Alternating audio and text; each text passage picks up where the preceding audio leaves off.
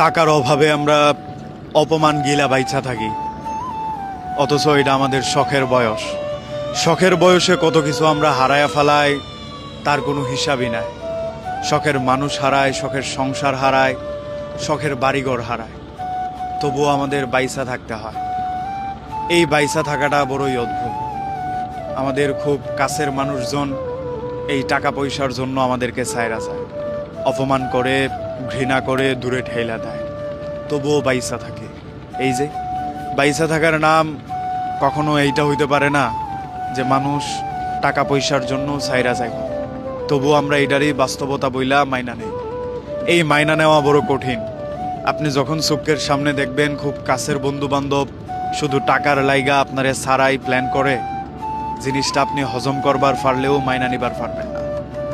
খুব প্রিয় মানুষটা অন্য কাউরে ডেট করতেছে শুধুমাত্র টাকার লাইগা, তখন আপনার কষ্ট হয়, দম বন্ধ হয়ে আয়।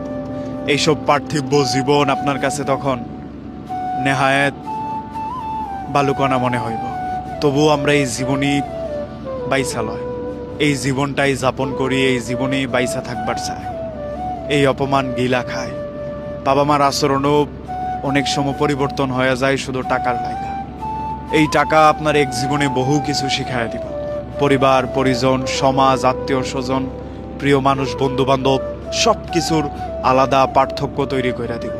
কে কেমন, কে কি চায়, কেন চায়, সব কিছু আপনি টাকা হইলে বুঝবার পারবেন। কত অপরিচিত মানুষ আপনার পাশে আইসা বইসা যাইব শুধুমাত্র এই টাকার ঘ্রাণে, তা হিসাব কইরা কুলাইবার পারবেন না।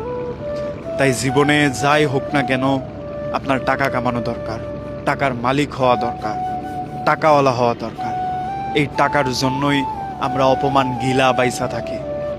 এই জীবনটারই তবু যাপন করি শুধু টাকা কামানোর লাইগা।